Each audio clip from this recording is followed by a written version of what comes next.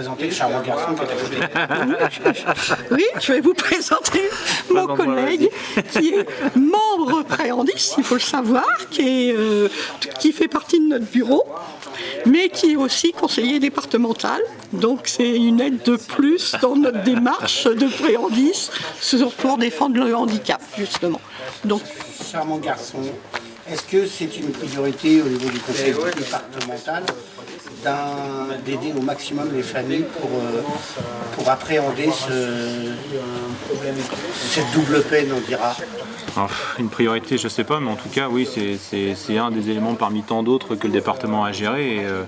Et effectivement, moi j'y suis assez sensibilisé, c'est pour ça que j'ai rejoint l'association depuis quelques années maintenant, pour justement aider un peu plus. Alors c'est vrai qu'avec maintenant ma nouvelle casquette de conseiller départemental, je vais pouvoir porter quelques éléments supplémentaires à l'Assemblée délibérante. Parce qu'on est bien d'accord qu'aujourd'hui, quand on a un enfant handicapé, on prend cher. Oui. Et quand on doit l'insérer dans le système, c'est double peine. C'est compliqué. C'est-à-dire que comment aujourd'hui, vous, en tant que nouveau conseiller départemental, vous voyez la chose? D'abord, de s'investir, c'est une chose, mais comment on peut faire gagner du temps aux familles pour pouvoir le vivre mieux? C'est toute la question là. Du coup, j'expliquais à Mariani que je vais intégrer la MDPH. Je vais représenter le conseil départemental au sein de la MDPH. Donc j'espère pouvoir apporter ma pierre à l'édifice et aider à faire avancer les dossiers un peu plus vite. Enfin, essayer d'améliorer le parcours de ces enfants au sein de la MDPH pour que les notifications arrivent plus vite, entre autres. Et est-ce que les concevables, par exemple, on sait que le conseil départemental est propriétaire des collèges, la politique à mettre en place, est-ce que c'est possible d'augmenter les AVS, enfin les AESH? Est-ce que j'ai eu la chance de voir le film de Ruffin il y a quelques jours sur la maltraitance des AESH, des aides à domicile et des femmes de ménage. Est-ce que ça peut être une volonté politique d'un conseiller départemental et de faire bouger un peu les lignes? Parce qu'à un moment donné, on est dans la plus grande force au monde, l'inertie. Administrative et tout, et c'est pas de votre fait, non. On est bien d'accord. Mais à un moment donné, quand on a des familles en souffrance, à un moment donné, il faut quand même trouver un coup de pouce, quoi.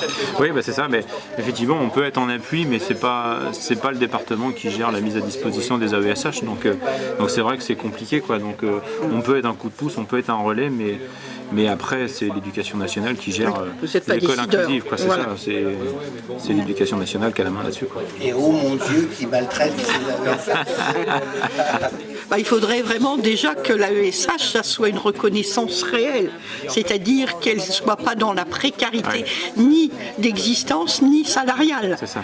Donc là, il y a un gros effort à faire et je pense qu'il faut y réfléchir parce que les enfants différents ont besoin d'elle. C'est vraiment pour les enfants différents. Moi, je dis différents parce que le mot handicap me dérange plus parce que différent, ça englobe tout pour moi. Quel que soit le trouble, qu'il soit moteur, physique ou je dirais 10. Donc je trouve que l'AESH a toute sa place, mais actuellement le problème c'est qu'elle n'est pas reconnue et que pour l'instant, pour les enfants, c'est une distribution au rabais. Donc quand on discute avec l'éducation nationale, ils entendent, mais le problème c'est qu'il n'y a pas le budget pour réellement mettre les choses en place.